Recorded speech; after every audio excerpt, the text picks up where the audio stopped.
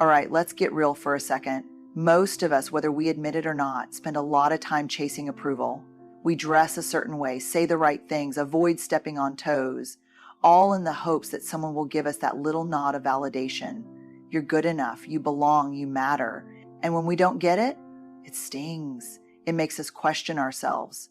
What did I do wrong? Am I not lovable? Here's the hard truth. If your self-worth is built on other people's approval, you're standing on shaky ground. Because the second their attention shifts or their opinion changes, you're left scrambling, empty, anxious, unworthy. Research shows that humans are wired for connection.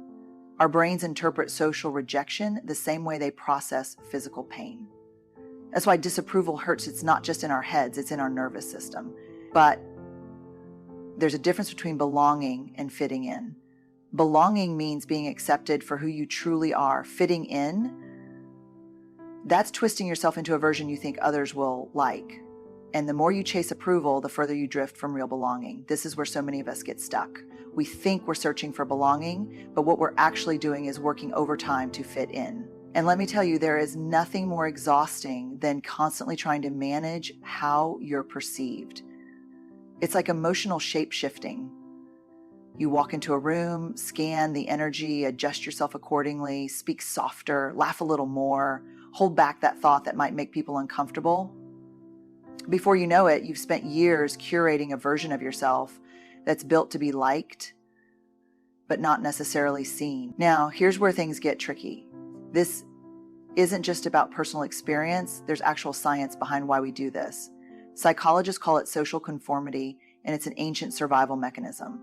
Our ancestors knew that rejection from the group could mean life or death. So we learned to adapt, to avoid conflict, to make ourselves palatable. But here's the problem. We're not living in small tribes anymore where acceptance equals survival. We're navigating a world where we interact with hundreds, sometimes thousands of people, both in person and online. And if our sense of self-worth is still tied to that primal need for approval, we're in for a world of emotional whiplash. Let me put it this way. If someone walked up to you and said, "Hey, I'm going to give you the power to let complete strangers on the internet determine how you feel about yourself today," you'd laugh, right? You'd say, "No way, that's ridiculous." And yet, isn't that exactly what we do? We let comments, likes, side glances, and offhand remarks dictate whether we feel loved or not. We hand over our self-worth like it's a raffle ticket, just hoping we'll get called. The people who experience true belonging don't do this. They've figured something out that changes everything. Real belonging doesn't require you to be something else. It requires you to be yourself. And I know that sounds simple, maybe even a little cliche, but it's actually one of the hardest things we'll ever do. Because being yourself means risking disapproval. It means showing up as the real you and knowing that some people won't get it, some people won't like it, and this is the kicker, it has nothing to do with your worth. So here's what we need to unlearn. The idea that approval equals love. It doesn't. Approval is conditional. It shifts based on expectations, social norms, and what's trending in the moment.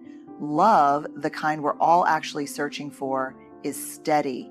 It doesn't disappear when you say the wrong thing or when you disappoint someone, and it sure as hell isn't dependent on how many people think you're impressive. At the end of the day, the only way to stop chasing approval is to decide right now that who you are as you are is enough. Not when you're thinner, not when you're more successful, not when you finally stop making mistakes. Right now. Because the truth is, you don't find belonging by earning it, you find it by choosing it. Here's what I found in my research. People who rely on external validation for their self-worth are in a constant state of emotional exhaustion. Why? Because the goalposts keep moving. Today you might feel loved because someone praised you. Tomorrow, they're too busy to notice, and suddenly you're questioning everything. That's a self-worth trap. The only way out is to build a foundation that isn't dependent on likes, applause, or acceptance from others. This is one of those things we know intellectually, but struggle to live out in real life. We tell ourselves, I don't need validation, but the moment we don't get a text back, the moment someone doesn't acknowledge our effort, we feel that familiar pang, rejection, insecurity, doubt. And it's not just in our heads. Studies have shown that when we receive praise or approval, our brains release dopamine. The same feel-good chemical associated with rewards, pleasure, even addiction. That's why it feels so good when someone acknowledges us. But the flip side, when we don't get that hit of approval, our nervous system registers it as a loss.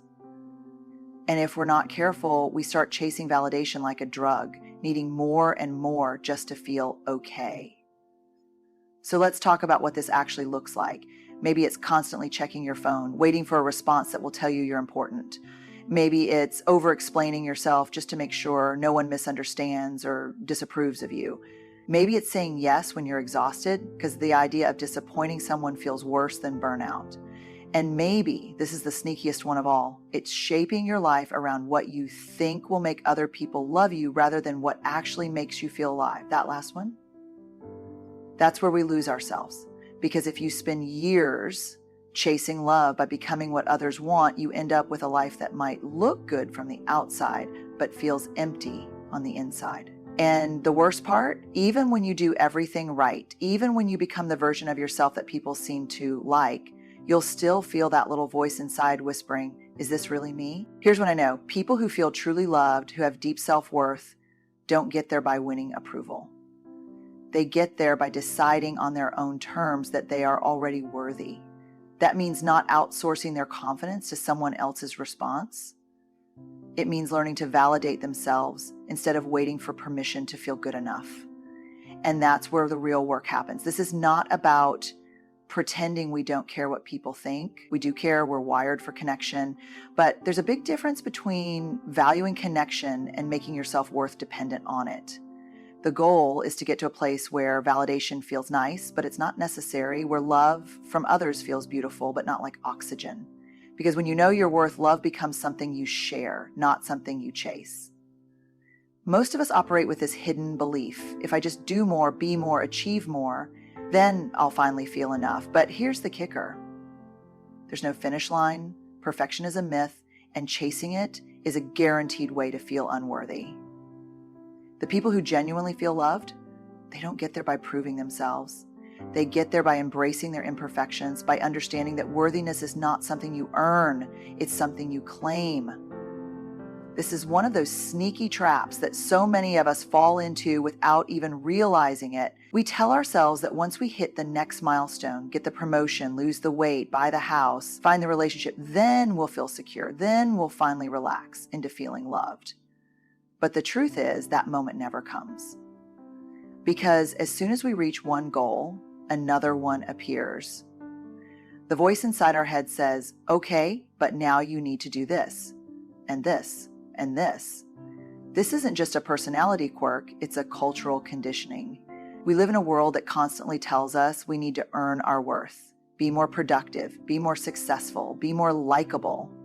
We are taught to measure our value in achievements, in approval, in how much we can prove we deserve love. But here's the thing, love and worthiness don't work like that. They are not prizes handed out to the best performers. They are not rewards for getting everything right. What I've found in my research is that the people who feel the most at peace with themselves, the ones who move through the world with a deep sense of being loved, are not the ones who hustle the hardest for approval. They are the ones who have learned to sit with themselves with all their imperfections and say, I am enough as I am, not when I achieve more, not when I look different. Right now, and I know that can sound almost too simple, but simple doesn't mean easy. The idea of feeling enough without earning it goes against everything we've been taught. It requires unlearning years, sometimes decades, of messages that told us we had to prove ourselves to be worthy. Think about it. When was the last time you allowed yourself to rest without guilt? When was the last time you did something purely because it brought you joy, not because it made you look good or added to your list of accomplishments? When was the last time you sat with yourself in complete stillness and didn't feel the urge to fix, improve, or justify who you are? For so many of us, the answer is, I don't remember, because we've been running so fast toward this idea of enough that we don't even know what it would feel like to stop. But here's the truth. If you don't believe you are enough now, no amount of approval, success, or achievement will ever convince you. You'll keep moving the goalposts. You'll keep thinking love is something you have to earn. The shift happens when you decide to stop waiting. When you stop looking for some external marker to tell you you've made it, when you finally let yourself believe, not because you've done something extraordinary, not because you've proven yourself, but simply because you exist, that you are already worthy of love. The way we talk to ourselves matters. If your inner dialogue is a constant loop of you're not good enough, you're not lovable, you're training your brain to believe it. But when you start replacing those thoughts with I'm enough as I am, not when I lose weight, not when I get the promotion, not when someone finally sees me, but right now, that's when everything changes. Most of us don't even realize how brutal we are to ourselves. We think, oh, it's just how I keep myself in check, or if I don't push myself, I'll never improve. But let's pause for a second and ask, will you ever talk to someone you love the way you talk to yourself? Would you look at your best friend, your partner, your child and say, you're not enough? You'll only be lovable when you've achieved more, looked better, done better? Of course not. That would be cruel. And yet we do it to ourselves every single day. This isn't just a mindset issue, it's neurological. Research shows that the brain is constantly rewiring itself based on our thoughts. If you tell yourself over and over again that you're unworthy, your brain starts treating that as truth. It forms neural pathways that reinforce shame and self-doubt, making it easier for those thoughts to fire again in the future. But here's the good news. The brain can also rewire itself in the other direction. It can learn a new script. It can be trained to recognize self-worth. But, and this is important, self-love isn't about standing in front of the mirror saying, I love myself with forced enthusiasm. That's not how rewiring works. It starts with the smallest, quietest shifts. It's about catching yourself in the act. The moment you think, I'm not good enough, stop. Interrupt that pattern. Ask yourself, would I say this to someone I love? If the answer is no, change the thought. Maybe you don't fully believe I am enough yet, but you can start with, I am learning to treat myself with kindness, or I am allowed to exist without proving my worth. The goal isn't perfection. The goal is awareness. Because the moment you start noticing the script you've been playing in your head, you get to decide if you want to keep it. You get to rewrite it. And here's the most powerful part. The way we speak to ourselves shapes how we show up in the world. If you constantly tell yourself you're not good enough, you'll live in a way that reflects that belief, holding back, staying small, hesitating to ask for what you need. But when you start changing that inner dialogue, when you start replacing criticism with compassion, everything shifts. You move differently. You love differently. You start choosing relationships, careers, and experiences that align with your worth rather than ones that require you to keep proving it. This isn't easy work, but it's necessary.